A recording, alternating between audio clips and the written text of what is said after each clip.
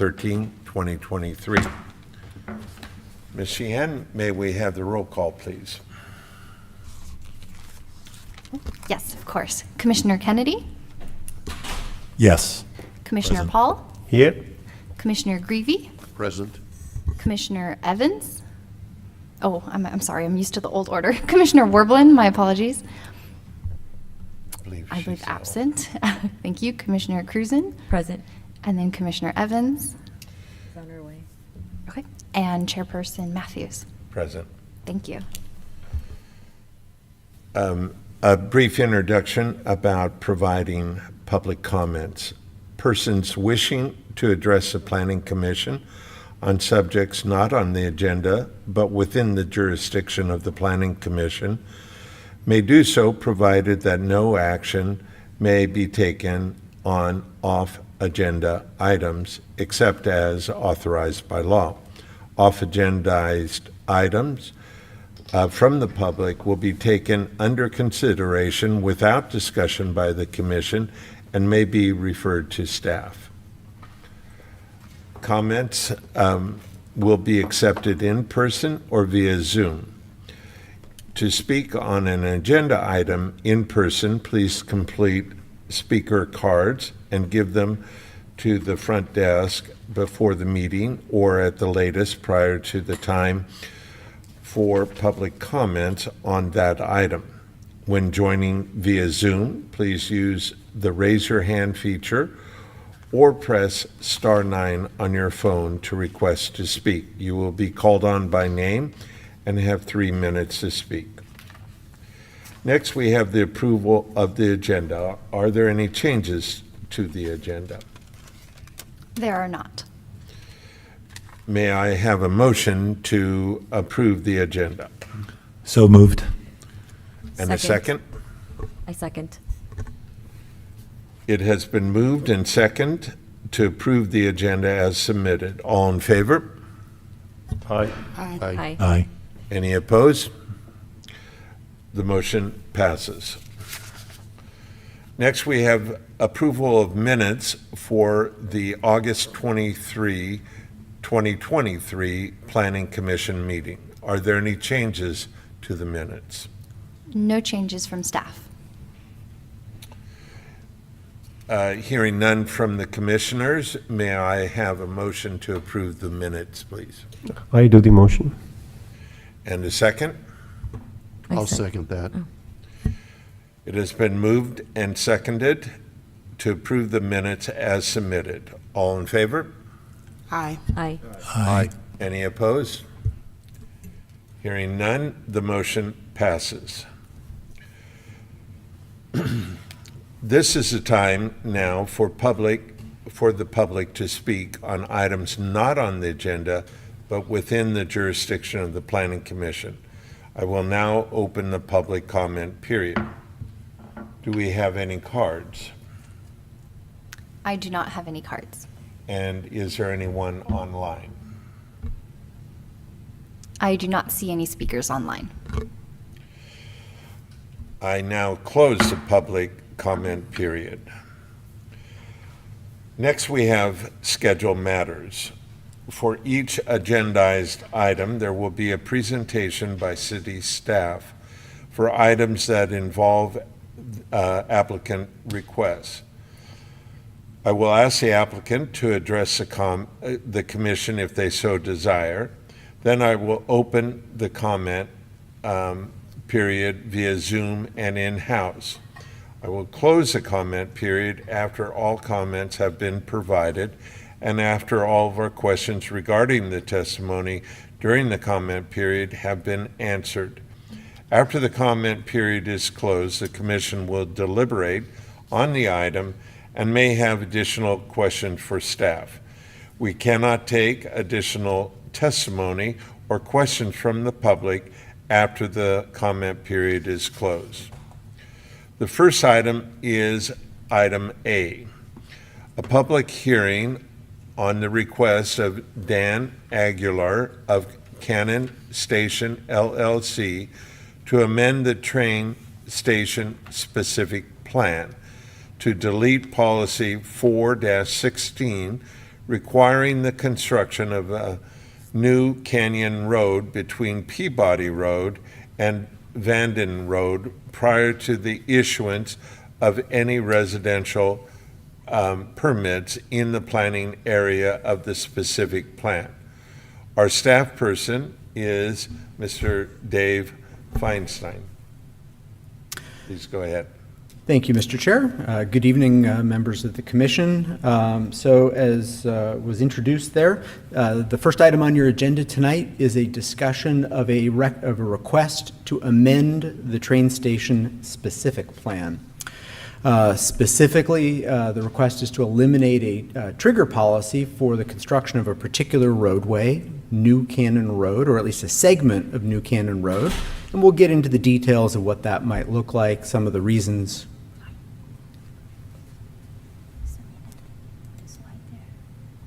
I don't want that. No. Because not TV shows.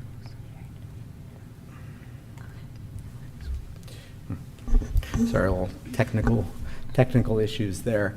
We'll get into some of the background, some of the why, and some of the implications if this is supported tonight. You are being asked to make a recommendation to the City Council. The City Council approves the specific plan itself, and they also approve any amendments to it. The Planning Commission, as an advisory body, you make a recommendation as to whether or not you think this is a change that should be made or shouldn't be made. So that's within your discretion to make that recommendation. So a little background, and I think all of you at one point have had at least one or more projects come before you while you're here on the commission within the train station specific plan, including our newest commissioner, Commissioner Kennedy, who this is, I don't know, I think your second meeting, maybe your third. At your very last meeting, there was a proposal for a master plan for the industrial portion of the train station specific plan. So all of you at least have some background on the specific plan itself, but basically it is a plan for development of large area, multiple hundreds of acres out in the northeast part of the city near the train station. And to give you some orientation, this little map shows you the train station here. This is Peabody Road. We have Cement Hill Road heading to the west and Vanden Road heading to the east. And so the boundary you see there, all those colored areas make up what is the specific plan. But notably, there are a collection of sub-areas within the plan that lay out how it will be developed. And there are 6 key planning areas, or these little sub-areas. Planning areas 1 through 5. Here's 4 of them, and then this 5th one down here, the orange, sort of closer to the train station, are intended for primarily for residential and some commercial development, particularly in planning area 2 here, directly across the street from the train station, but largely residential. Planning area 6 over here, which was the subject your last meeting, is the industrial or the employment hub for the train station specific plan. 2 of the planning areas in particular, I think, will be some of the focus for tonight's, and particularly this yellow area here, which we'll get into in just a moment. But planning area 4 and planning area 5 make up what's known as the One Lake subdivision, the One Lake neighborhood. It's broken up into 2 planning areas. The first half of that is this planning area 4 here. The master plan for that was approved by the Planning Commission in 2016. And then 2 years ago in 2021, the master plan for planning area 5 here was approved. For those of you who've been out into this part of the specific plan, you've seen the large lake and the park that's being built around the lake, the houses being built around the lake. Those are in planning area 4. And it's essentially the first half of that development. The second half is planning area 5. And so the issue tonight really relates a little bit more to planning area 5 and its build out. So just a quick aerial, you can see, again, here's the train station, Cement Hill Road, Peabody Road here, Vanden Road. This is the development in planning area 4. You can see the lake here. This area here is planning area 5. I want to point out this road right here, which is Cannon Road. Cannon Road connects to Vanden Road. Right here, paralleling Vanden Road are the railroad tracks that serve the train station, and you have at Cannon Road here an at-grade crossing, which means if you're coming along Cannon Road and you come up to the tracks, you actually have to stop if a train's coming. The gates come down, you wait for the train to go, and then when the train's gone, the gates come up and you can cross. Cannon Road connects over to North Gate Road here, which then serves the north gate of Travis Air Force Base.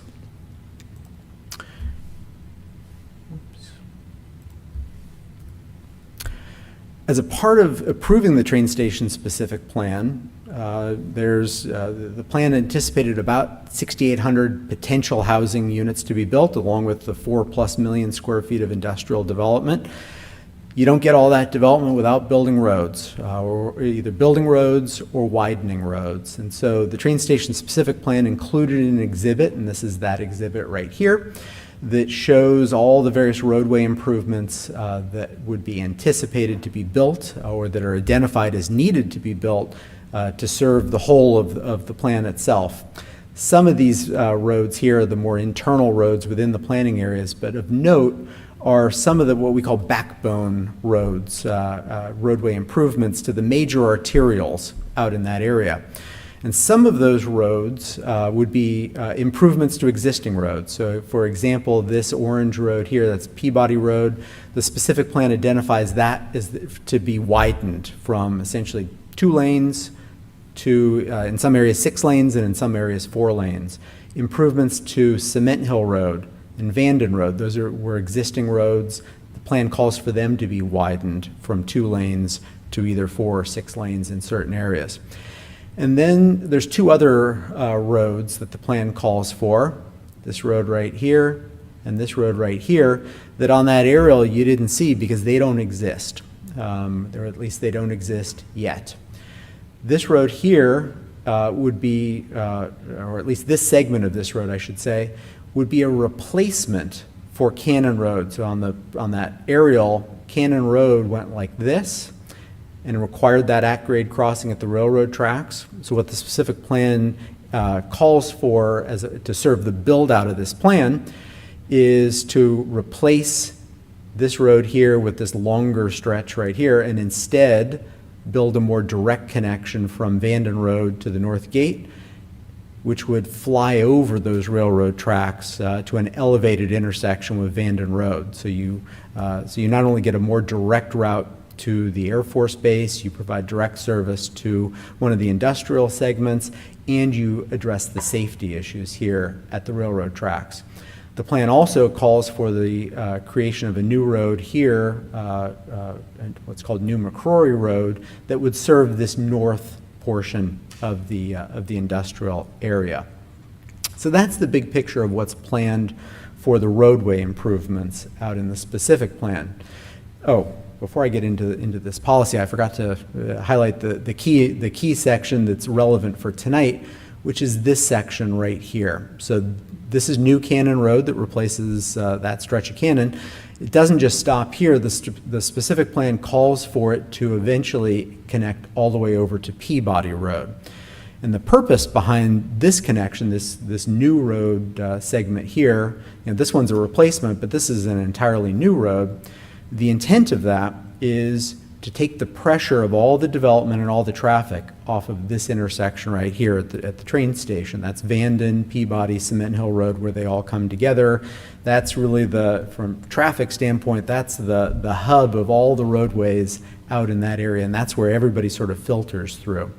And so the concern, or I shouldn't say the concern, but the analysis with the approval of the train station specific plan identified that as you develop out, this intersection will eventually get too much traffic coming to that point, and that you need to do something to relieve it.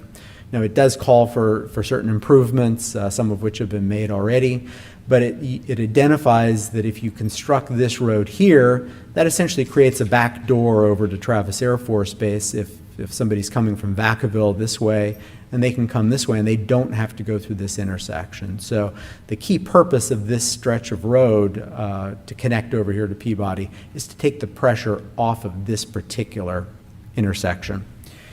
So with that as the background, let's take a look at what's being asked of you this evening. So the Planning Area 4 and 5 developer, the One Lake developer, has put this request before you to delete a policy in the specific plan. And the policy itself, and I think you can certainly read it on your screens there. It's a little smaller than I'd intended up here on the screen. It's policy 4-16 of the specific plan. And 416 is a policy specific to development of Planning Area 5, that second phase of the One Lake neighborhood. And it says that New Cannon Road shall be constructed from Peabody Road to Vanden Road. That's that reliever section.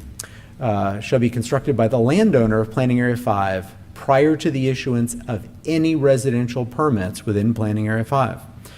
Essentially, what this policy says is before you build the first house out there, that whole stretch of road has to be constructed. That's existing policy in the specific plan. And so, again, that stretch right there, this is that same exhibit that we saw just a moment ago, a little miniature, but here's Planning Area 5. This dark stretch that I've highlighted here is the stretch that this policy applies to. So the developer of Planning Area 5 has requested that that policy be deleted, essentially just stricken from the specific plan. So the simple action in front of you tonight is to make recommendation to the City Council should this policy be deleted. So let me give you some background and some information to help process that request and whether or not that's appropriate or not. Okay, so some facts. So the train station specific plan, although it has this policy that says this road has to be done by a certain time, there's nothing in the analysis of the specific plan that says at the point we're ready to start building in Planning Area 5 is when that road is needed. The policy essentially says that's when it's wanted by the decision makers when the plan was adopted, but it doesn't say that's when that road is needed. Instead, what the specific plan says is that the exact timing and sequencing of construction of roadway improvements cannot be determined at this time. There's not enough information. Depends on a lot of factors. Depends on traffic coming in from the outside of the plan. It depends on which areas of the plan build. It depends on how much construction has happened. And by the time Planning Area 5 starts, when the plan was adopted, we didn't know any of that. But there was a wish list, shall we say, and one of those wish lists was, hey, let's get that road built, even if it may not be necessarily required at the time of Planning Area 5. So the plan acknowledges that we don't know, or we didn't know at the time, whether or not that road would be needed at that particular moment. Another fact is that relative to what was approved in 2011, about 12 years ago, with the specific plan, the plan called for 6,800 housing units, of which nearly half were in Planning Areas 4 and 5, about 3,100 units. Instead, over time, the city has entitled the development within those two master plan areas, or within those two planning areas, and only 2,100 units are now anticipated in there. So almost 1,000 units, or maybe even a little more than 1,000 fewer units will be the yield of those two areas, Planning Area 4 and 5, than what was anticipated when the plan was adopted. So what that starts to say is, one way or the other, there's going to be less traffic than was anticipated. So moving forward with some information, and I apologize again, this is small. A little bit of background on some of the costs for roadways. So the city establishes officially what the expected costs are to build certain roadways. One of the things that we have to do, or one of the things that we do, if you are a typical builder, not necessarily the builder of Planning Area 4 and 5, and we'll talk about that in a moment, but if you're a typical builder and you come and you say, I want to build a house, when you come to the building counter to get your building permit, we'll issue you your building permit with a major stipulation, and that's that before we give you the permit, you have to pay impact fees for the impacts of your project on the various things that we need to get built, parks, fire stations, and in particular roadways. And so by law, in order to charge them that fee at the counter, we have to figure out how much responsibility does any given house have for a large list of roadways that we know that we need to get built, including all those roads I highlighted out in the train station, but also roads elsewhere in the city, roads over in Cordelia, roads in central Fairfield, roads throughout the city. So we've got a big, long list that includes those roads that I showed you a few minutes ago. And in order to figure out how much a given house owes at the building counter, we have to identify what the costs are for those roads. So we have an official cost for that stretch of road that's subject to this policy. This cost was adopted last year when we last updated our fees. So the cost for that road in our fee program is about $16.6 million. So we expect that the developer would have to pay $16.6 million to build that whole stretch of road. But they don't just have to build that stretch of road. There's other policies in the specific plan. There's also a development agreement that they are subject to. It's a private agreement between them and the city that allows us to require other things of them that we might not otherwise be able to obligate them. And again, because this list is long, it may be hard to read on the screen. I think on your little screens there, I looked earlier, it reads pretty well.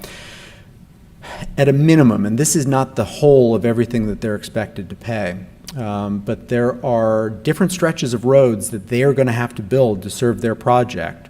Roads that run along the front of their project, like all those improvements to Vanden Road.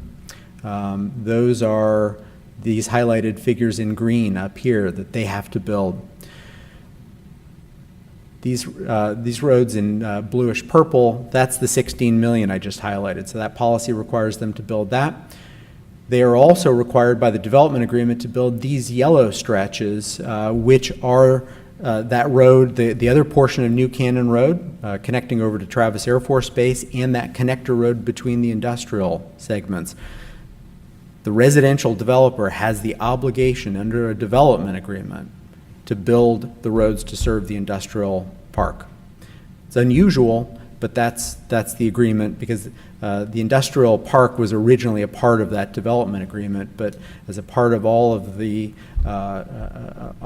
agreement that went behind that, the residential developer is the one that actually has to build that. The total cost for the roads that you see here alone is $105 million. They have other responsibilities as well beyond this for some linear parks and other things that count towards their total obligation. But one other fact that we need to talk about in considering this is we've got that $105 million. The development agreement has some limits on how much we can require the developer to build. Specifically, the development agreement says that we can obligate them to build about $64 million worth of improvements. And it gets specific. That $30,000 is that amount that they would otherwise owe at the building counter for roadway improvements and linear park improvements, times 2,125 single-family units. Now, we talked about 3,000 a few minutes ago, but that includes some higher density kinds of units. We concluded when we adopted the development agreement that there would be roughly the equivalent of about 2,100 single-family homes built in their project.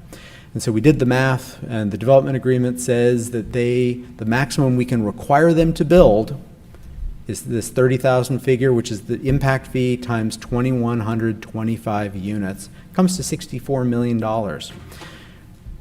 The top figure, 105 million, that alone, that's most of what they have to build. It's not all, but that alone is substantially more than 63 million. So there's a bit of a math problem.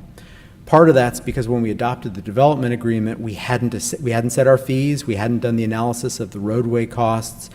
The development agreement, though, stands. And without agreement from the developer, we can't change that. But they owe, the most that we can charge them is 63 million. But there's a long list. And so as we look at this, it comes down to part of it. It comes down to a question of, is the road necessary? I mentioned earlier it was a wish list. The question is, we didn't know at the time when would it be required to be built. When has enough development happened that it has to be built? And so as where we're going with this is a key question to look at is, does Planning Area 5 cause the need for that road to be built? And so that's what we'll look at here.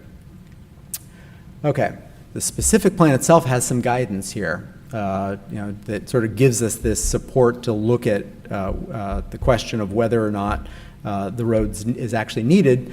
Policy 1412 says that phasing shall ensure that adequate public facilities will be available in a timely manner in accordance with adopted city standards. And we'll talk about the standards for roadways in a moment. And it specifically says factors to be considered include construction of road improvements such that the level of service standards in the city's general plan will be satisfied throughout the development of each planning area. So the specific plan is giving us guidance here, and it says that as we develop out each of these areas, including Planning Area 5, what's most important is that we make sure that level of service standards for roadways are met. So let's take a look at that. The city, in response to this request, began to work with a traffic engineer, a firm called Fair & Peers. Fair & Peers was the traffic analysis firm that worked on the environmental impact report for the specific plan and evaluated all of the sets of roadways that would be needed. They're the ones that laid out, we need this road, this road, this road, including that new connector road to serve the whole of train station specific plan development. Again, we didn't know when they would all be needed, but they're the ones that laid out that list and determined that if you build all those roads at the time the specific plan is completely built out, everything will work just fine. What they didn't do at the time was say, okay, and you need this road at this time, this road at this time, this road at this time. That's later analysis. And we do that at every point we come to you with entitlement, is we have some of that analysis to say which roads are needed. So we looked again at the new Cannon Road segment that's subject to policy 4-16.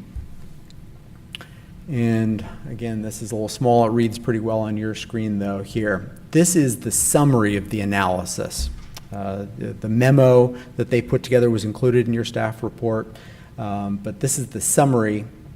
And so that little section there talks about what are the conditions of all the intersections in the area of Planning Area 5 along Peabody Road, Vanden Road, the ones that are affected by the Planning Area 5 development. What are the conditions now?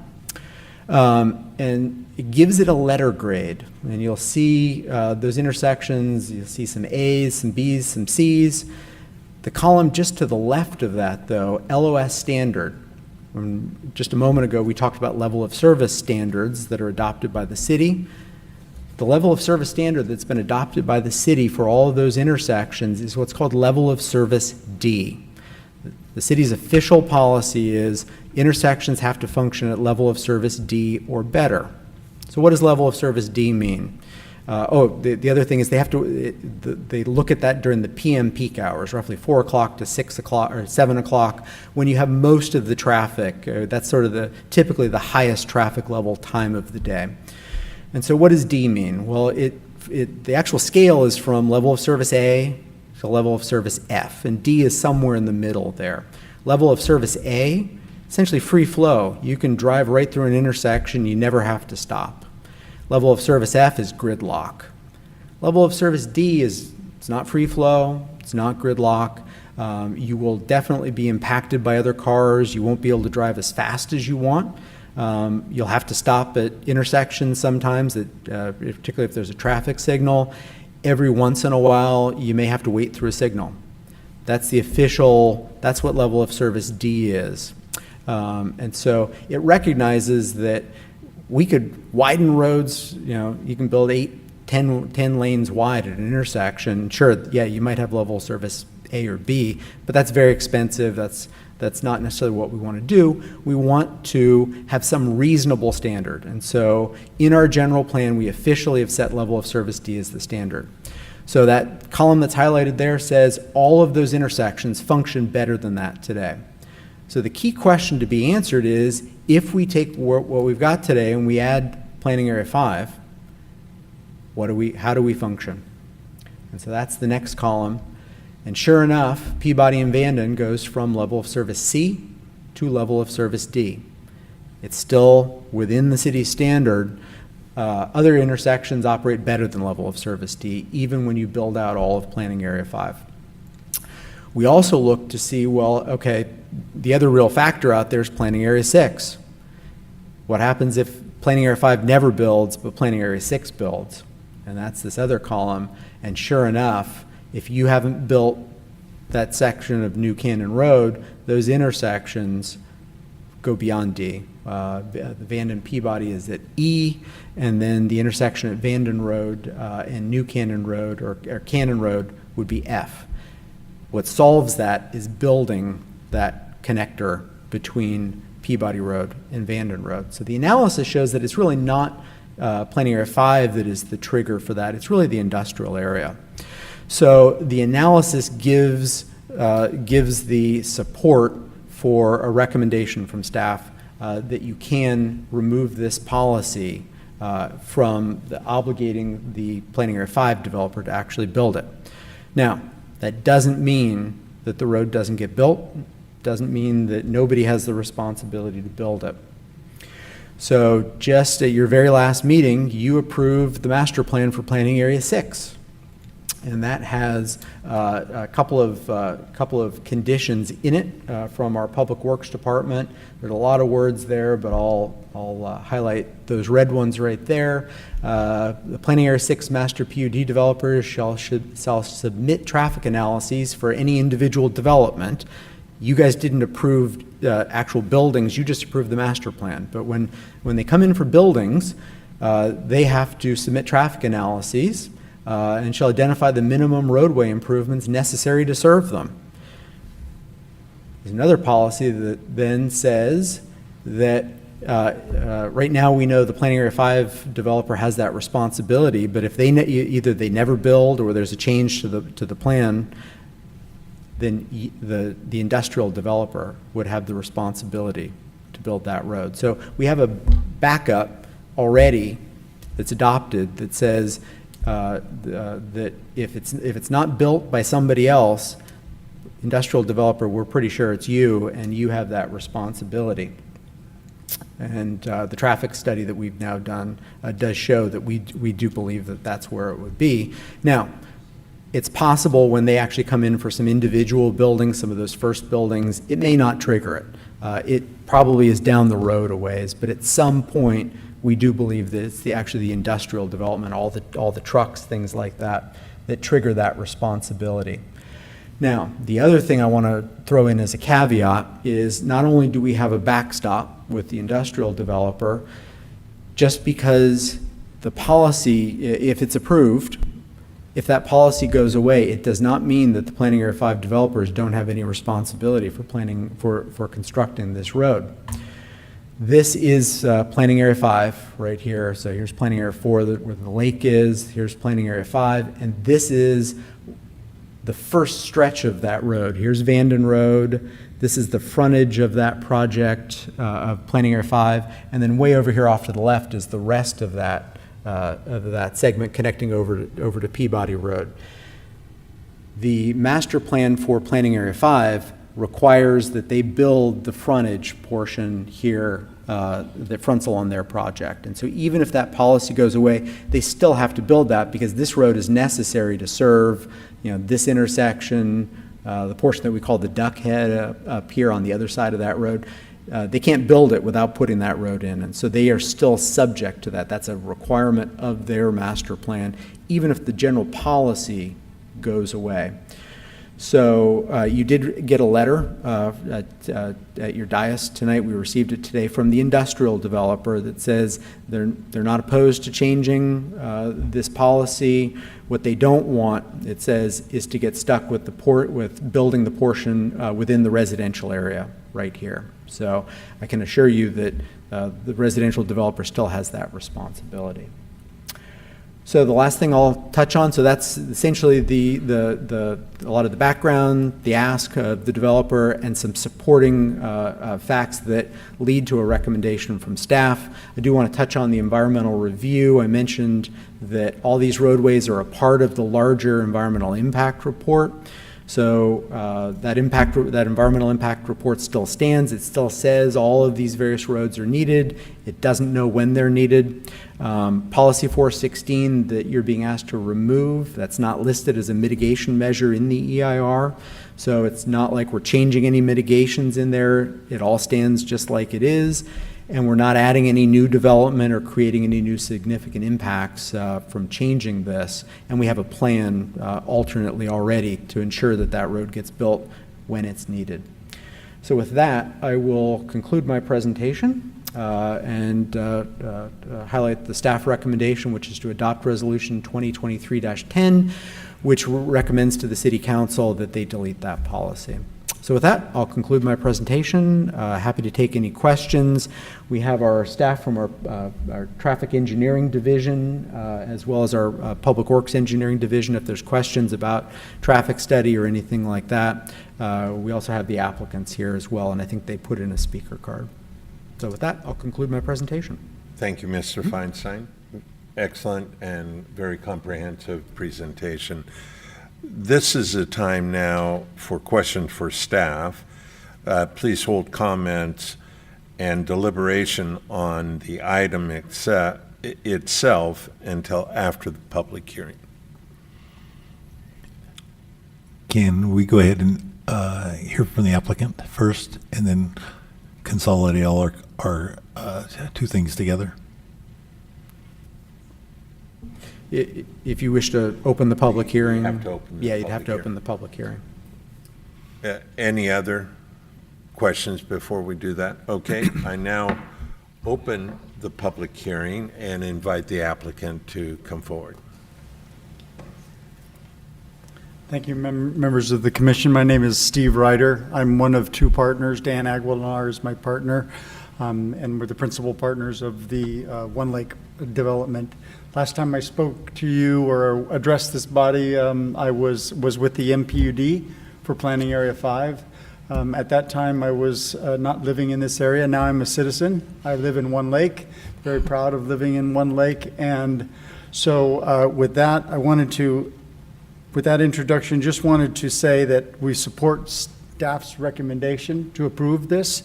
We're very proud of the project. We acquired it in 2014, and we're moving to execute it. This project, when we bought it in 2014, we didn't know how this development was going to roll out in conjunction and in consistent with the rest of the train station's specific plan. As it's turned out, our project has been the lead development, and it is really fundamentally the agent for all of the prioritized traffic improvements that are being implemented. And as Dave said, we are going to be building about $64 million of traffic improvements, Vanden and New Cannon Road. This is really fundamentally a prioritization of where the staff and the city find what are the improvements that we want you to build first and at what point in time, because we're not going to be building all of it. So we think that it's appropriate that, given the EIR and the research that was done, that this project does not need to be responsible for building that one segment. As it is for west and east side of the New Cannon, we're going to be building, there are a total of 6 total segments, and we're going to be building or partially building 4 of those segments. In addition to that, we anticipate that we will also be building the substantial portion of Vanden Road that will complete this all the way to the city boundary to the north. We just wanted to note that, the policy was kind of a discretionary policy when it was enacted clear back in 2000, and it was a guideline. But as it's turned out, the rest of the train station specific plan hasn't moved along and produced the revenue to be able to fund all of these improvements. This is very important to us at this particular juncture because we have done a lot of the mass grading for Planning Area 5 already. We're delivering lots. We have a builder that is ready to acquire control of the first 2 neighborhoods of Planning Area 5. With this condition, we will not be able to conclude that transaction, and effectively our project will be stopped for years to come. So it's very significant to the city and to us that this be removed. We're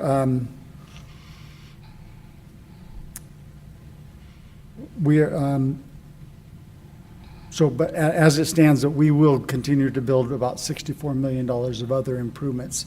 We want to thank staff for the effort that they've taken. The reason that this is being brought to you at such a late date is because so much of the planning of the intersections of Cannon Road and the Vannon Road are very, very complicated.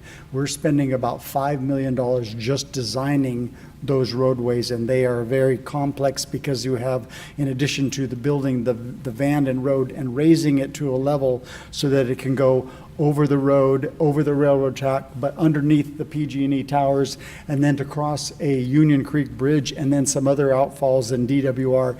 It's been very, very complicated. And we embarked on this study and analysis of how you execute this project. In 2018, we started the traffic studies to try to understand that. And back at that time, it was clear to us that the build out of this entire road wasn't necessary, and so we focused on those elements that we could execute.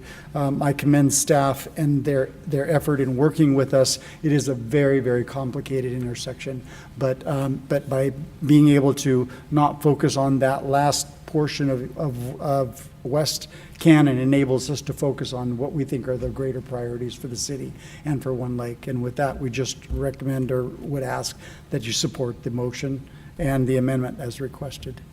And I'm available for questions. Thank you, Mr. Ritter. Commissioners?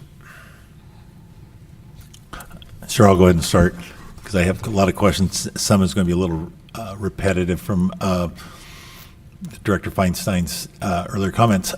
Number one, it's kind of personal to me in some respects because I've living in Cordelia, for the past 15 years with the Red Top Road being so impacted that it just kept going on and on and on, and the developer didn't have to do it until pressed against the wall. This project, though, I see totally differently from that.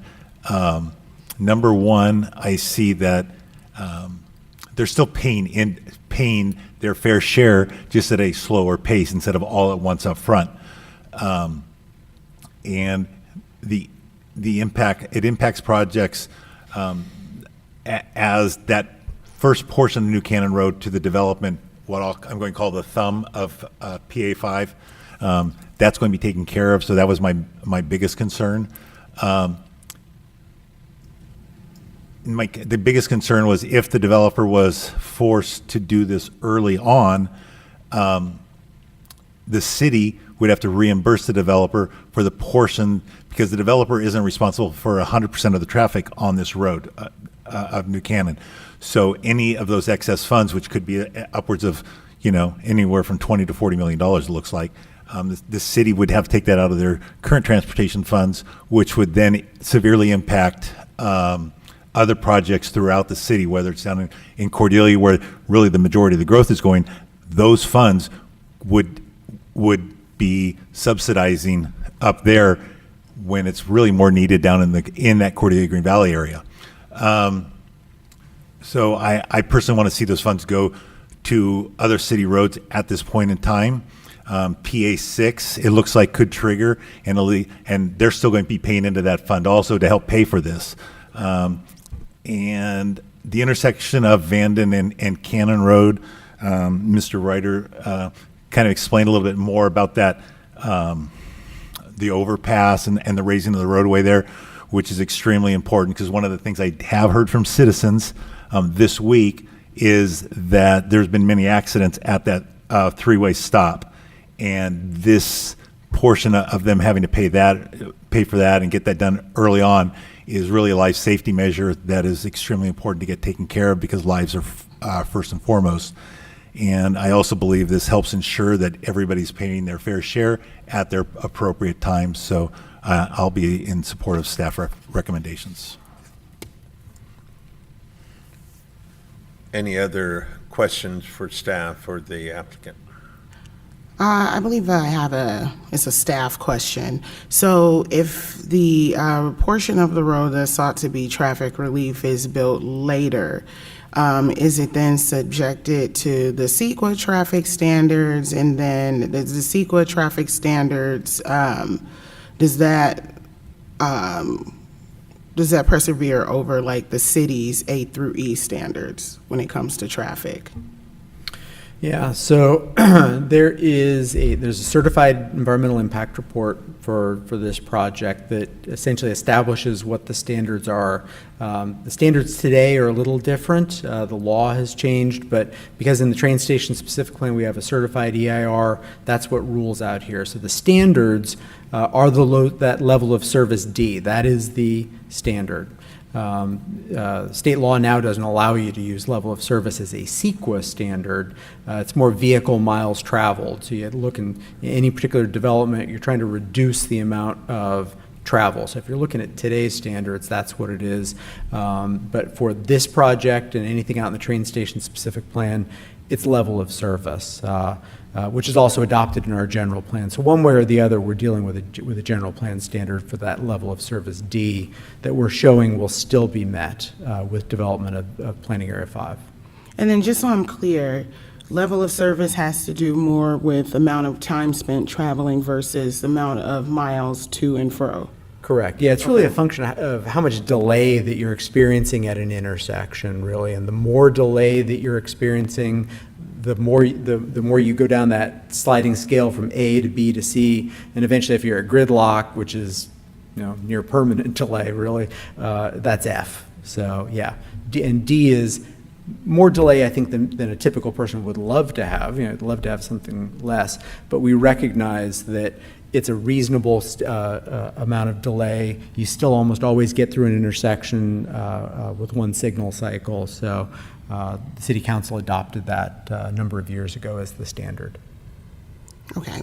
And then when the houses are built there, then after that, if it needs to be looked at again, then it'll be looked at again. And what'll be the determining factor of if they have to look at it again on whether or not the road is necessary? Or is it just that it's going to pass automatically along to industrial?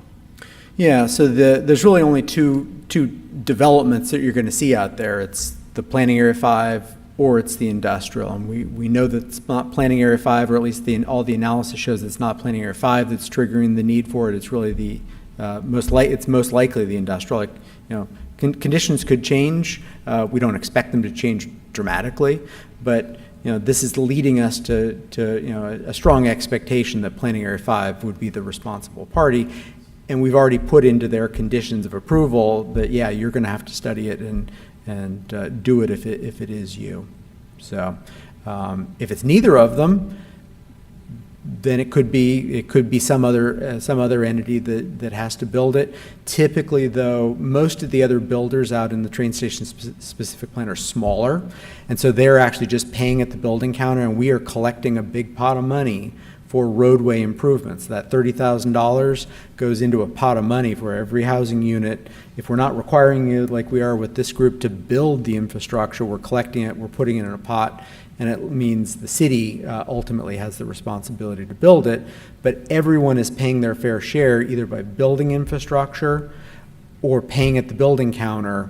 So every building permit that goes out, they're paying enough that eventually we'll have enough money in our pot to build that infrastructure. And it gets back to what Commissioner Kennedy said was, we're collecting this money.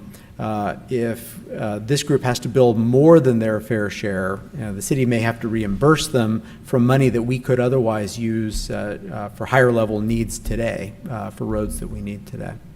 Thank you. Any other questions? I have just a couple of quick ones. Ms. Ritter, you mentioned that, or at least I got the impression from your comments, that if this resolution's adopted, you'll be moving, in a reasonable time period to start the development of 5. Is that correct? Yes, we think that it'll take us about 5 or 6 more years to move through Planning Area 5, if, the market.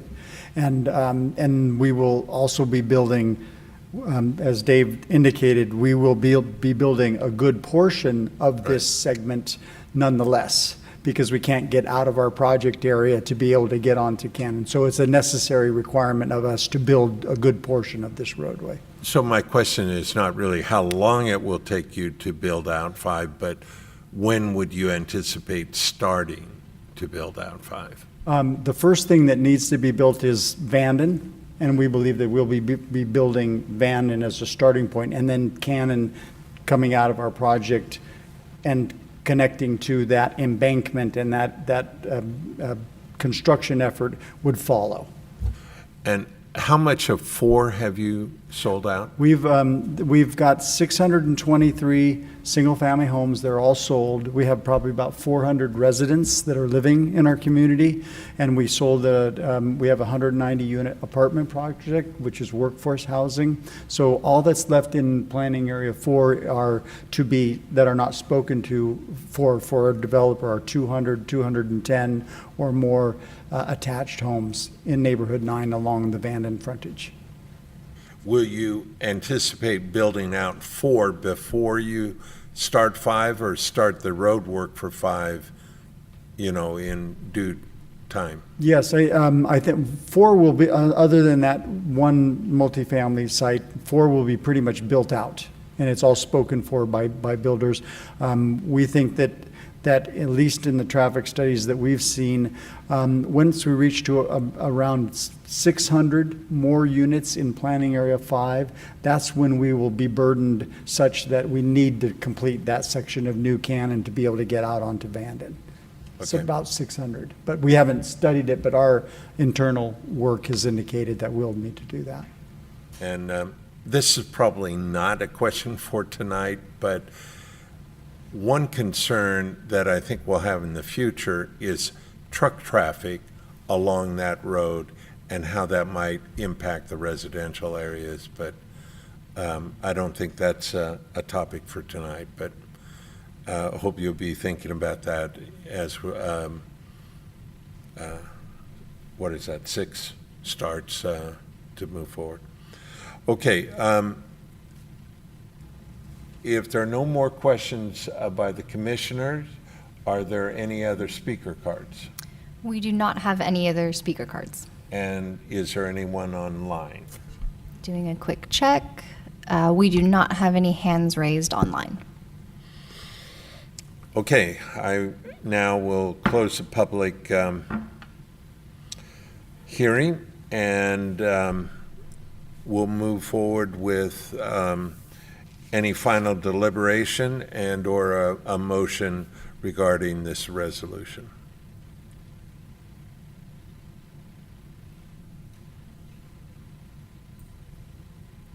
I'll make some comments. First off, I think that your One Lake project is phenomenal, and you've certainly got something for yourself as well as the city of Fairfield to be proud of.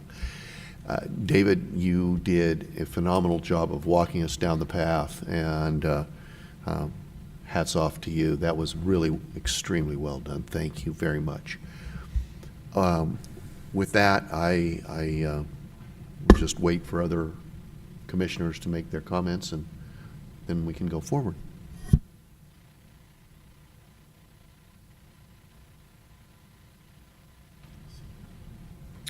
There are no other comments. May I have a motion?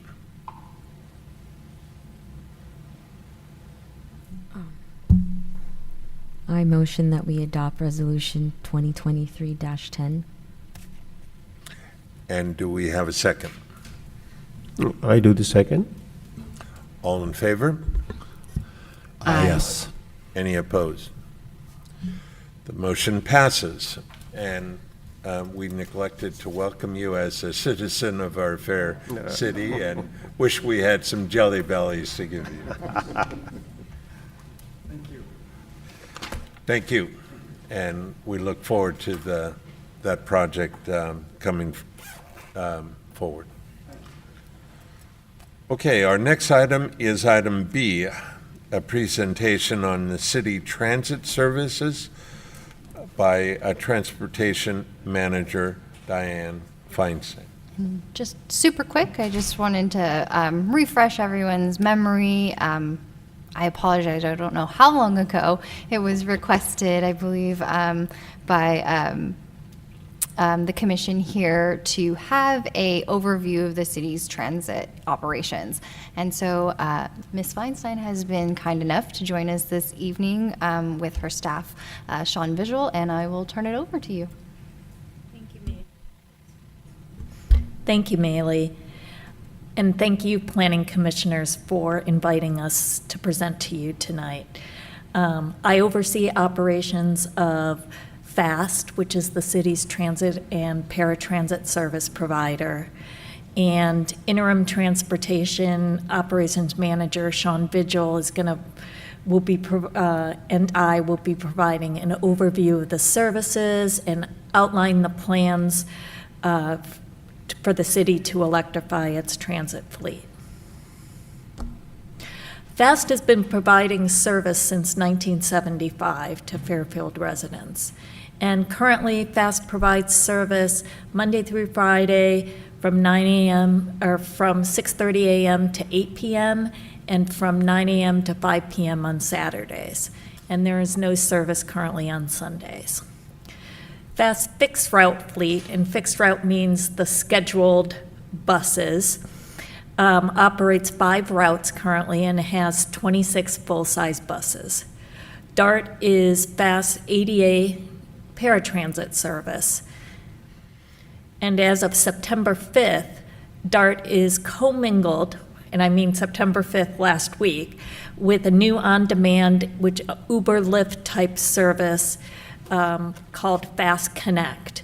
And that is being piloted currently in Cordelia, Green Valley, and in Northeast Fairfield, and includes Travis Air Force Base. And there are currently 15 vehicles available for the Fast Connect service.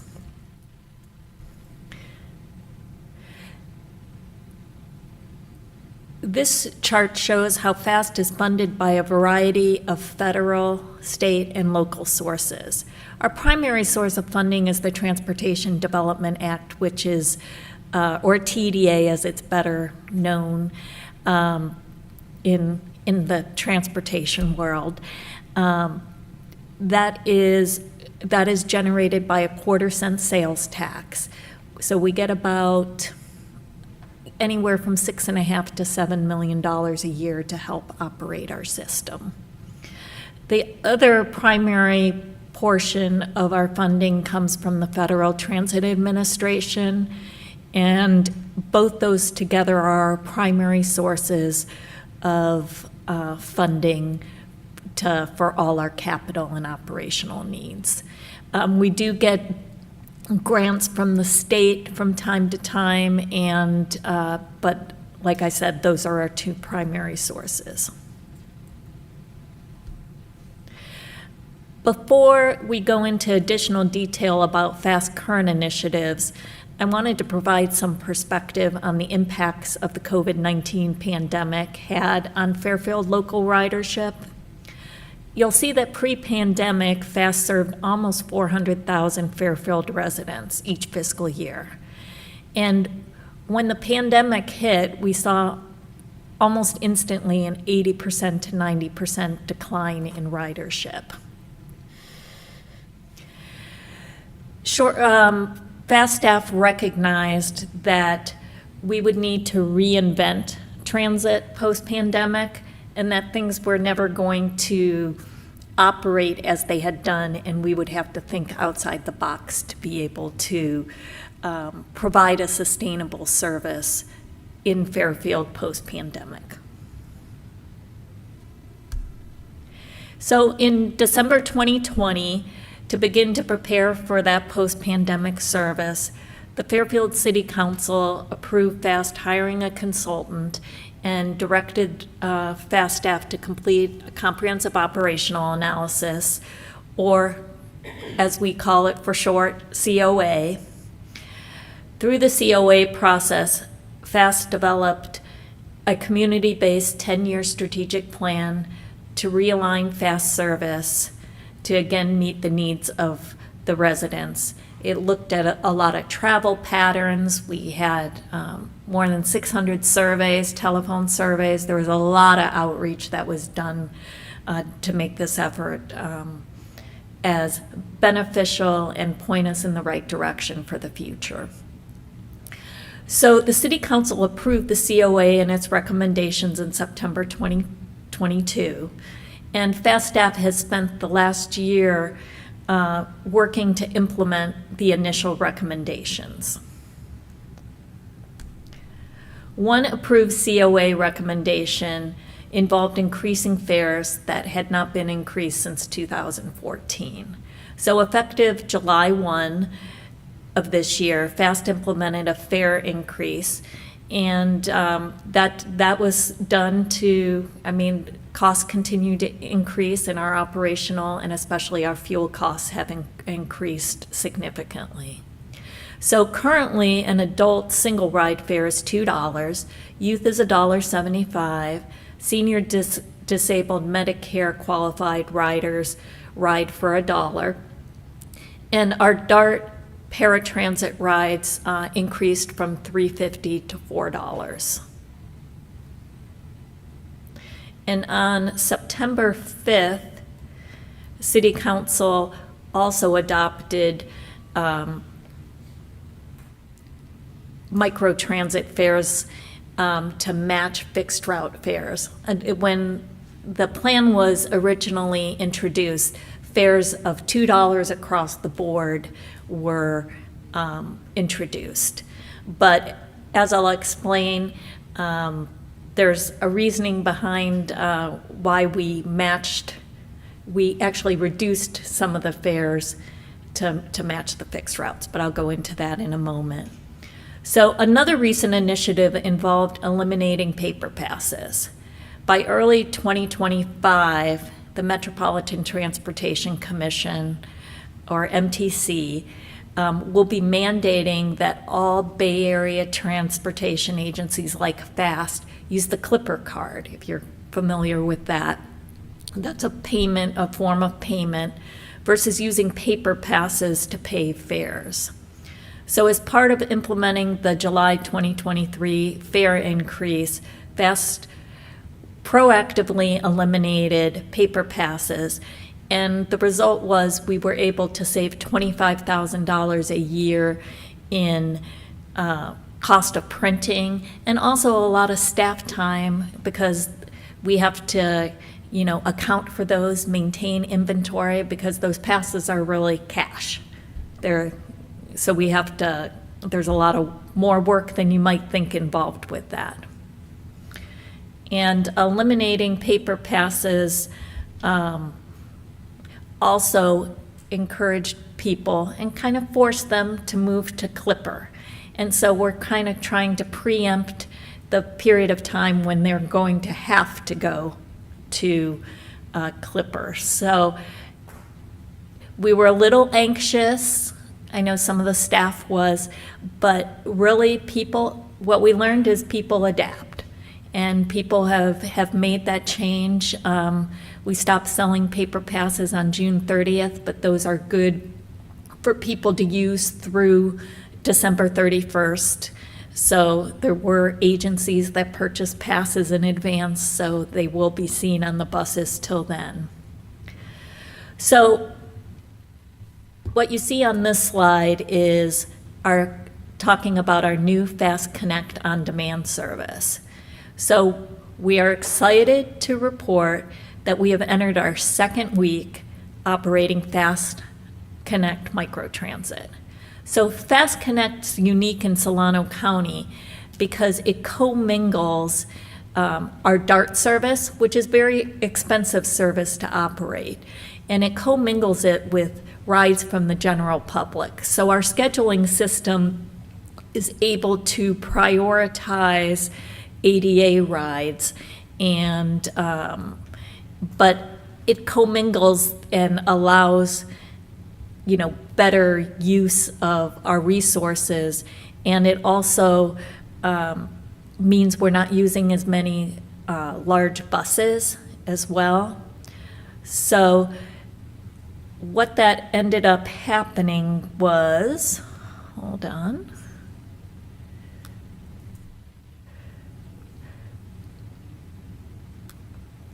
So residents can schedule a ride one day in advance by downloading and scheduling a ride through the Ride Pingo. So you just go into the Apple Store and download that Ride Pingo, and you can schedule the ride. I will tell you that we have to ask for people's patience. We're using a company called the Routing Company to provide this service. They're providing our scheduling software as well as our phone application. So we are the first ones, and they've deployed services throughout the world, actually. But we are a good-sized agency to be quote-unquote guinea pigs to try out the system. So there are going to be glitches that we're going to be working through, that we've even worked through during the first week, but we are very excited on what it is going to be able to do. It's going to be able to allow people to be directed like you do when you do an Uber Lyft, directed to like the nearest bus stop. For now, people are lucky in that they're getting picked up at their homes, but that won't last forever. They're called venues, will be implemented by mid-October. So there are going to be continual improvements to the system, and we want the impact from the public on their on how the service is running so that we can make corrections as needed. But all in all, I'm proud to report that our first week we provided 339 completed round trips, and we also, which is an average of 4.5 rides per hour. And under just using the DART service, we were just a little over 2 rides per hour. So you can see how just increasing it that way, I mean, a DART ride can cost between $100 and $200 per ride. It's very expensive, and so people are only paying a lot. A lot of people don't realize that the fare you pay is a super small percentage of what it actually costs. May we ask a question? Yes. So this is $2? This is $2. $2. Either your home or bus station, and let's say you wanted to go to Green Valley. Or you It's not from everywhere. It's anywhere. If you have to schedule a ride, let's say you live in Cordelia, Green Valley. If you live in Cordelia, you can schedule a ride anywhere within Cordelia or to Green Valley. You can't schedule a ride if you're outside of the pilot area. So if you live in Rancho Solano, you can't schedule a ride unless you are in that district. Any citizen of Fairfield can use it, but it's currently only in Cordelia, Green Valley, and then you can make a connection to a fixed route. Okay, And then northeast you'll Fairfield. expand that over time? Over time, that's the plan. So I have Yes. questions. So I'm getting, I'm not done yet, Oh, but okay. no. But you go ahead. so my daughter goes to Solano Community College, and she's getting beat up because they know that I'm on the planning commission, and so my wife's getting beat up. They're all coming to me saying, Dad, what is going on with it? So when my daughter tried to go to the college, they will only take her to the library bus stop. And then from the library, they've got to take another bus. So the residents who are trying to take the bus are only getting dropped off at the library, and then they're having to take a fixed route somewhere else. So if they want to go to, I'll say, the east side of Cordelia, the ranch, St. Scandy, and all that, they get picked up at their house, they get dropped off at the library, and then have to take the fixed route over. So Correct. everything's funneling to the library, not necessarily if you want to go from point A to point B, it's from point A where you're at to the library, and then when you have to take a fixed route back to the library to get to your home. And so like the college students are just like livid because it's taking them so much longer because then they got to wait for the fixed bus. So it's not going, like, they're not dropping off anywhere you want within the Cordelia Green Valley area. They're just, right now, these people are all just getting dropped off at the library. So there's just so much confusion and a lot of angst. And especially if you go on social media, it's rampant there, so. Yeah, And so that's why if we can get, I know it's a test and it's a pilot and all that stuff, but the education, getting out there so people understand, because their assumption has been that they can go somewhere within that Cordelia Green Valley corridor and get dropped off, so. like I said, this is a pilot service. We want that kind of feedback because we will make changes next year as necessary. We've heard from, we continue to have an 8-tripper, which is it's not a school bus service, but it happens to run during times of the day of the school bell schedule for Green Valley Middle School and Rodriguez High School. So, and students outside that time, because we get a lot of our ridership from the students, that's very common. And that's where microtransit can really help students who are in after-school activities. They can call and schedule that. So you can pre-schedule up to 24 hours in advance as well. So, say a student is at Rodriguez and plays basketball, whatever. I would say pickleball, but they don't have pickleball in the high schools yet. And they get off. Now, is that microtransit going to take them to their house, or is it going to take them to from what point when they get picked up? Where does that take them? Because right now, like I said, when you're going from your house, you're getting dropped off to the library. But when you're getting picked up from Rodriguez or Green Valley Middle School or something like that, where is the end on that route? Well, that's good feedback, because it's my understanding that, yes, they can go within the zone, anywhere within the zone. So knowing that it is bringing them to the Cordelia Library, that's something that we want to hear about, because the purpose of the service is anywhere you call in Cordelia, you can go to Green Valley. However, if you're going, let's say you're going to here, you would go to the nearest fixed route connection, which is the Cordelia Library, and you take the Route 7 to the... Right. You'd go from Old 8 to 7 up to Transit Center, right? Correct. And then Transit Center, the Route 1 to here. So one other thing about really encouraging people to use the Clipper card is they do get a free transfer. We have another way you can, called token transit, that you can pay for your fares. Solano College, they receive free rides on at least. They do not receive free rides on microtransit. We receive free rides through their transportation fee on fixed route. Can I ask a couple? That was another question everybody I'm had. sorry. Yeah, go ahead.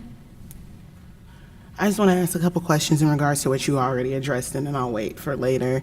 I was curious what the consultants said about what caused the decrease besides COVID. Like, why are we not, why is public transit not picking back up? Maybe it's because of, people are more used to doing Ubers and Lyft. And also, with the Clipper card, will cash eventually be eliminated as well? Very good questions. Eventually, yes. I believe cash will be eliminated. Transit agencies across the country are looking at alternatives so that it doesn't have impact on the transit dependent. So yes, there is that. And your other question, sorry. And actually, with that response, I'm wondering if there's studies on how that would affect our senior and disabled community, because I see that you have a, there's a certain fare for, what is it, ADA, I believe. So if they're required to have to go and get a Clipper card and load money onto Clipper card and they're disabled or seniors, or maybe they're not tech savvy, how would that affect them if cash is eliminated? Well, it's still a ways down the road, but, so some of those things are yet to be determined, but, this is a trend nationally. For instance, we traveled in New York City, and now you can actually, we just tapped our credit card when we were there, and you tap it 12 times, and then you don't have to pay anymore. So they have like a weekly fare. So already there, they don't accept cash at all. So that is a trend, and what we found is every time we make a change, people adapt. And with the elderly and disabled, for instance, on Travis Air Force Base, there's a Travis Air Force Base call center, and most of those workers are blind. But they are masters at using our system. They know how it works. They've been very concerned about this, and I've been out there to meet with them. In fact, I talked with them today because, like with your experience, Commissioner Kennedy, we want to know that feedback because we know the system has room for improvement and will continue to improve. So if we don't hear that feedback, we can improve. Did I answer all your questions? Yes, I do have a question. It's a very nice presentation, but I do have a question on, like you said, we need to encourage using Clipper cards. Maybe some of my colleagues might have heard about Clipper card, but I haven't never heard of Clipper card. Can you explain a little bit what's Clipper card and how we get it? And city has to issue those, or what's the benefit of those? The Clipper card is the regional bus pass. It's kind of looks like a credit card. Do you have one, Sean? Oh, you've got one? Mine's in the car. So, no, we got one. Right. It looks like this. It's all Clipper, very Clipper. Yeah. And Clipper card is changing. No, that's how, there's a lot of people watching out there that need this information too. So the Clipper card, I'm glad you brought that up. It can be used anywhere on any of the 20-plus Bay Area systems. There's only like 2 or 3 very small systems that don't use it, but it allows you to load either cash value, so you can put $50 on there, and then it will automatically take your money off. It can load cash value, it can load a pass, all at the same time. People use it primarily, it's required to use for BART. So there's no cash for BART anymore either. So it definitely is the trend for the future. But yes, you can get this actually at our office, or there's many Clipper stations and Walgreens stores throughout the Bay Area. You can get it, you can get it, you can find out more information at our website at fasttransit.org. But there's usually a $3 cost, but we've waived that for now because we want to encourage the general public to make that switch. It's also good on the Vallejo Ferry, right? Correct. Yeah. Yes. So it's really amazing, so. So it's basically like a fast pass, Yes. same concept.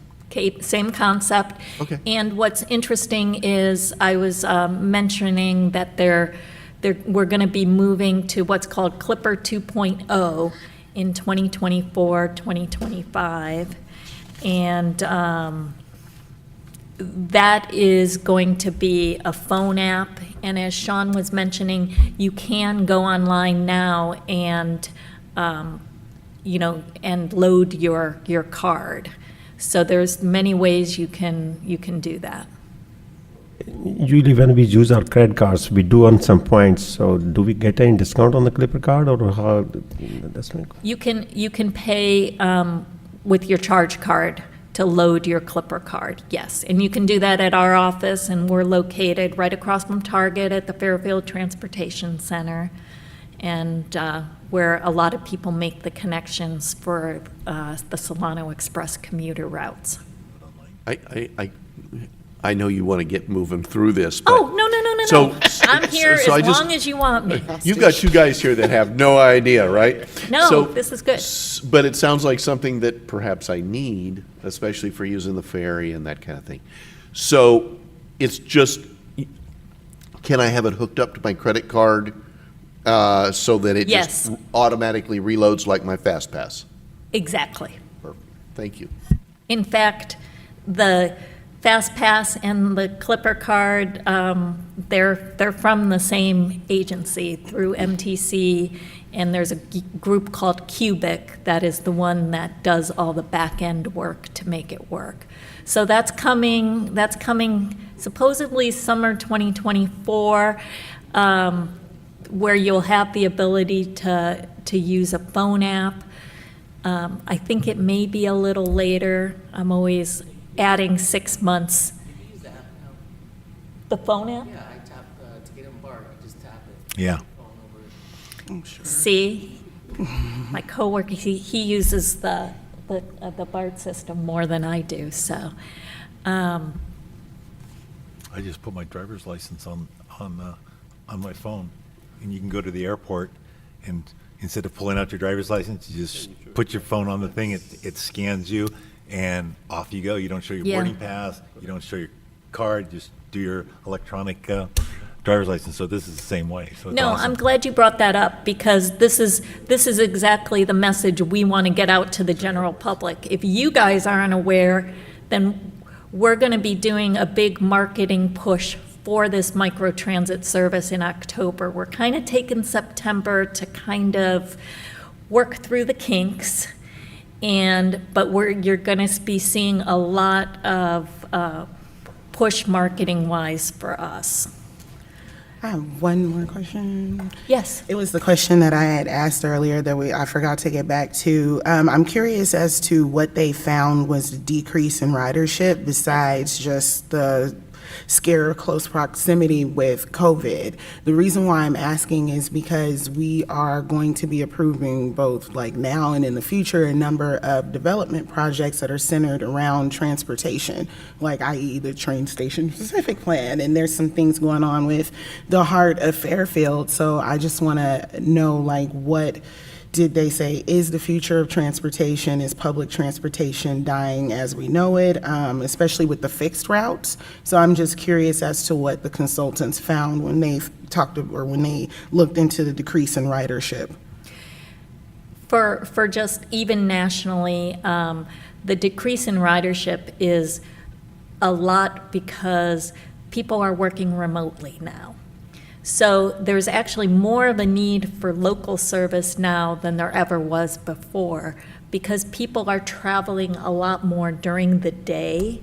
So the traffic patterns are showing that, and even during our first week, it's reflecting that. But primarily, I think people working remotely, and also getting used to just using a car and getting out of the habit of going back to public transportation.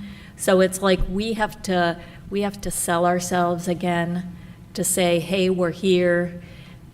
This is available. If you're traveling to the Bay Area, this is a much better way to go, is public transportation. I mean, you get to relax. You're not in a car traveling over the bridge. And so those are the primary reasons. We actually don't know specifically, other than those two reasons, why. I think it's going to be something that we learn about over the next 10 years. But what we have learned is people's travel patterns have changed. And because of that, we have to change our service. And people are used to an Uber Lyft. And this service also gives us an opportunity to reach households beyond just the transit dependent. Cordelia, Green Valley is a little more affluent than other areas in Fairfield.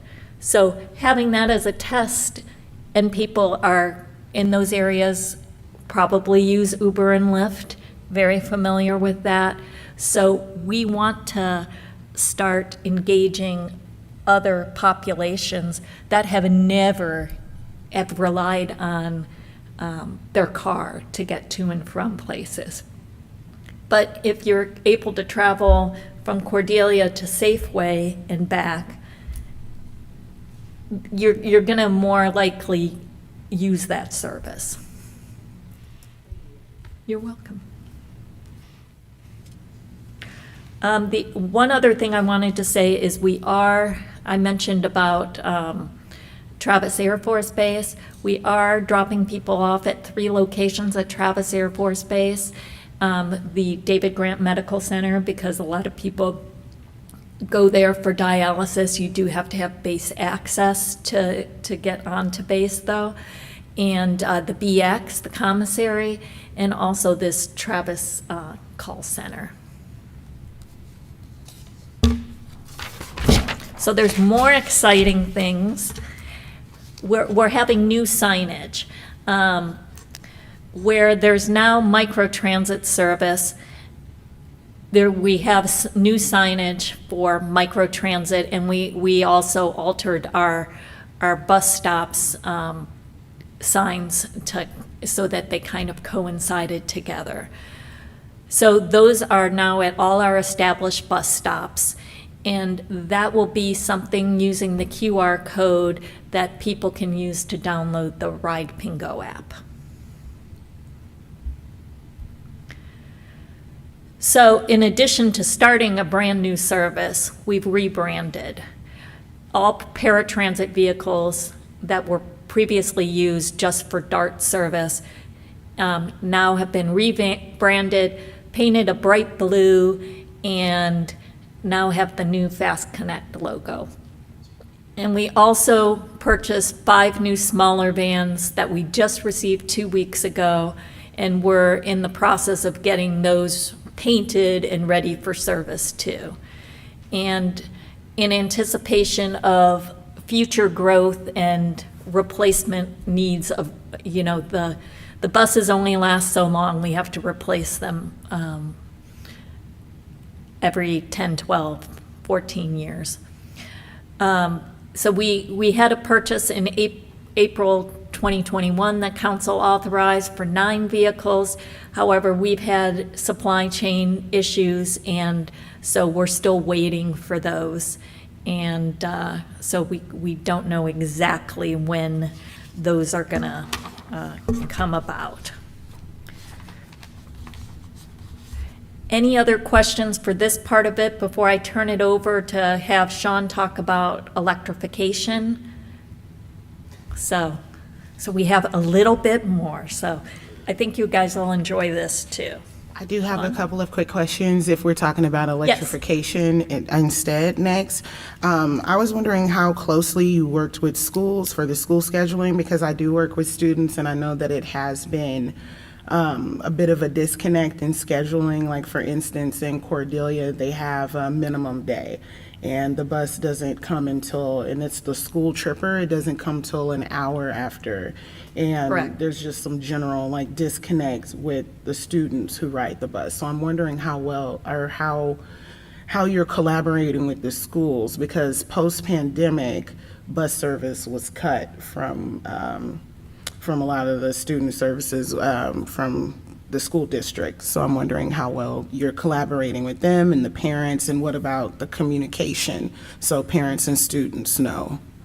We provide all the information to the Fairfield Sassoon Unified School District and deal with the schools. But what we found out was the word did not get to the parents of these changes.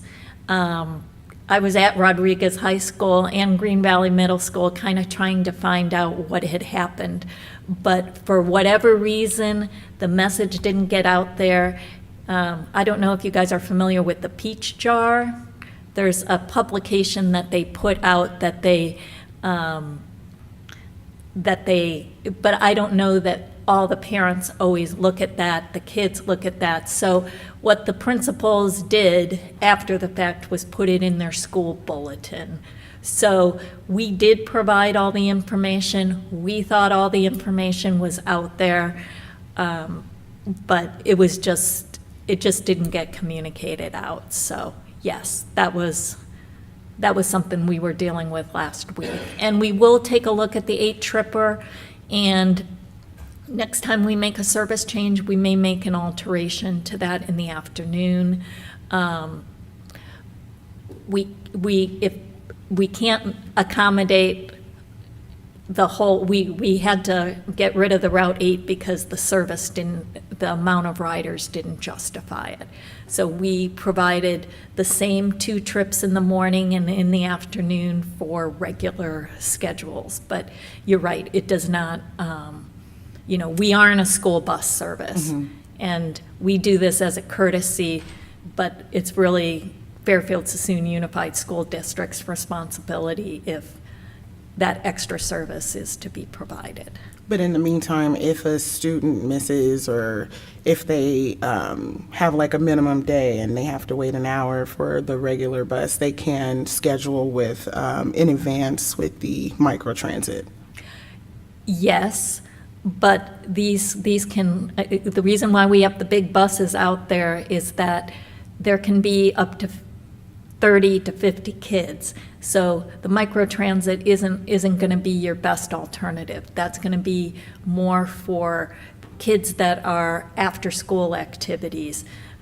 But the service isn't going to be able to handle tons of rides like they can do through the Tripper because they're using the bigger bus. So. Thank you. My recommendation would be to ask Fairfield Sassoon Unified School District, if they could provide additional service. Sean? Hello, I'm Sean Vigil. I'm an interim operations manager, FAST, also the project manager for our transit fleet electrification, which also is part of the larger corporation yard electrification project. So just to give you a kind of brief history of what led us to this point, back in 2016, the Fairfield City Council adopted a FAST alternative fuels and fleet replacement policy. This policy was adopted in anticipation of transit fleets eventually have to go to zero emission due to various existing CARB regulations. CARB is the California Air Resources Board. And at that time, this transitioned us to renewable diesel that reduced emissions and also set us on the path forward for electric buses. And that regulation eventually did drop in 2018. The Innovative Clean Transit Rule, that chart next to it shows the schedule that large and small transit agencies have to purchase zero emission buses by. So beginning in 2026, Fairfield has to start, 25% of their purchases have to be zero emission, 2029, 100% have to be zero emission, and by 2040, all internal combustible engines, ICE engines, have to be retired, and transit vehicles need to be zero emission. So, and also this affects our municipal fleet as well, not the ICT, the Innovative Clean Transit Rule, but the Advanced Clean Fleets Rule, which was adopted this year actually. It requires a transition for our medium heavy duty fleet to zero emission as well. So beginning in 2020, we hired a consultant, Wilden Energy Solutions, to help us develop a long-term plan to transition to zero emission. And since we knew our medium and heavy duty fleet was also going to have to transition. We brought them on in 2021 to help develop a plan for the rest of the medium heavy duty fleet and the corporate yard as a whole. So we finalized that build-out plan this past spring, and design and engineering started. And we've also been working with PG&E over the past couple years. One of the primary issues that agencies are facing when it comes to electrification is having enough power to charge these vehicles. And pretty much no agency, no sites have enough power to have enough excess power to tap into to power all these vehicles. So we just recently signed a contract with PG&E to participate in their EV fleet program. This helped secure an additional 1.3 megawatts of power for the next 5 years, which will power our buses and our medium and heavy duty fleet. And this, it's also a big time saver, because if we went through the normal process of a service application, that could take at least 18 months, while this process cuts it down to less than a year. And so we have like I said, we have 1.3 secured for the next 5 years. Total build out is looking around 4 megawatts though. And design and engineering has started we expect the permanent infrastructure to be constructed and operational by mid-2025. Last year, we signed a contract to purchase 3 Gillig electric buses, and they are set to arrive later this year at the end of December. Based on what I just said, you probably are wondering how we're going to charge them, because we're not going to have the infrastructure in place.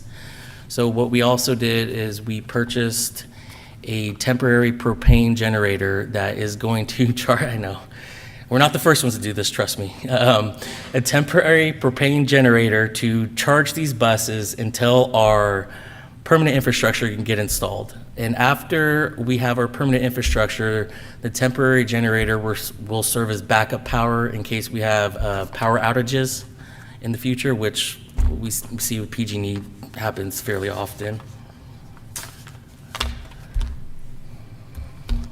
And so that was phase 1A of our project, to get off the ground and get the permanent charging infrastructure installed. Phase 1B will include our maintenance facility and land improvements at the corporation yard. So our maintenance facility is over 50 years old. It's undersized. It doesn't have the capacity to maintain electric vehicles, because there's special equipment you need fall protection, because you have to go on the roof and service the batteries. So what we're doing is we're moving our bus wash to another part of the yard, and are going to extend the maintenance facility by 4 additional vehicle bays, and modernize the facility overall to be able to handle electric vehicles and bring it up to modern standards. And this is partially funded with a $12 million FTA Federal Transit Administration competitive grant award that we were awarded in FY22, and as well as a combination of state and local grants and PG&E incentives. So this is kind of what our final corporation yard build out will look like. So we expect to have our transit fleet fully electrified by 2033, which is about 7 years ahead of what the mandate requires us to, and our public works fleet by 2039, assuming all the vehicles are available, because right now we have to electrify heavy-duty vehicles that don't even exist in a zero-emission version. So. As you can see from this graphic, we are extending our corporation yard into the undeveloped portion right off of Pennsylvania Avenue. This is to also, with electric vehicles, you need more space. You have these chargers, you have to put, these chargers on little islands that vehicles can pull up to, so you lose parking spaces. And this is to help anticipate for expansion of our municipal fleet as well. And one of the advantages of, as you're probably aware, our corporation yard is very constrained. We're surrounded by residential. We have a church to the north of us, which also doubles as a preschool, and a lot of residents surround us. So one of the advantages we see with going zero emission and electric is that brings down a lot of pollution in that immediate area, as well as reduces a lot of noise, which I'm sure the residents immediately surrounding us will appreciate. So that's kind of all I had for electrification and everything for a presentation. So I'm not sure if you guys have any questions or not, or additional questions. I always have questions, comments. All right, so the question I know I'm going to get asked is PG&E for the electric. City Council directed, MCE and highly recommended the residents go to MCE versus PG&E, but yet the city themselves is saying, oh, we're going to PG&E. Why? Well, what was the purpose of? PG&E is always they're the ones that provide they have the infrastructure to provide the power. So you have to go with them either way. They're a conduit for MCE to power. I mean, I still have a PG&E bill, even though I have solar and my power technically comes from MCE. You can't buy power directly from MCE. You still have to go through PG&E, and they're the ones that have The transmission lines, I understand that. Yeah. And they do have we'll have to look at, I don't know if MCE would even offer a program for fleets that PG&E will offer, because, residential versus public fleets or commercial is a different animal there. That's all I had. Okay. Couple of questions. How are we going to find mechanics to work on your new fleet? We are going to retrain our current mechanics. That is part of our overall electrification plan. There is a maintenance section in there on what we have to do, what kind of certifications that we have to train our mechanics in to be able to service these vehicles. I mean, and also there's I can't remember, it's CTTR, it's a consortium, a transit consortium that provides training for mechanics, and it's, obviously has a lot of zero emission. And for our FTA grant, part of that grant application included 5% of our total ask had to be towards workforce development. So we partnered with our transit operator, MV Transportation, as well as Gillig has training. Gillig is the bus manufacturer again. They have training that's offered to train mechanics in how to service zero emission vehicles. AC Transit has a zero emission university that you can send mechanics to that will teach them how to work on these vehicles. So there are existing programs out there, and ideally we could partner with Solano College to develop a program there, which other community colleges have done with this transit training consortium that exists.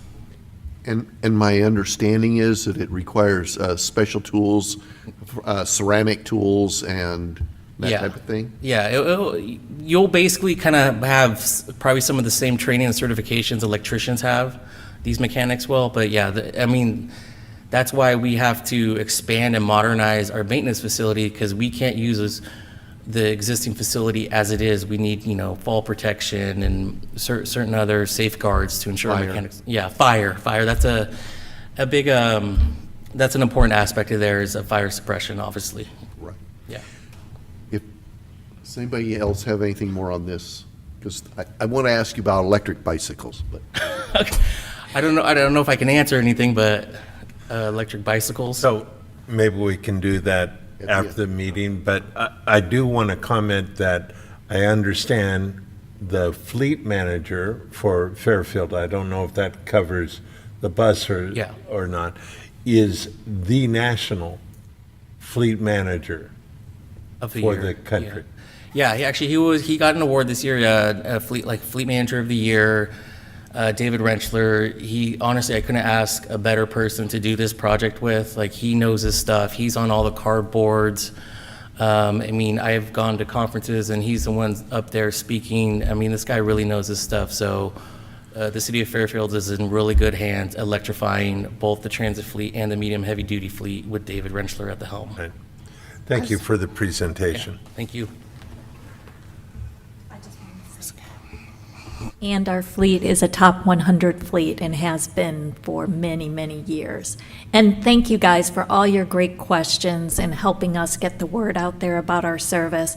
We'd be happy to come back in the future and give you an update on how the microtransit is doing, and really appreciate the feedback, and feel free to contact me if there's further feedback, because that's exactly what we're looking for at this time.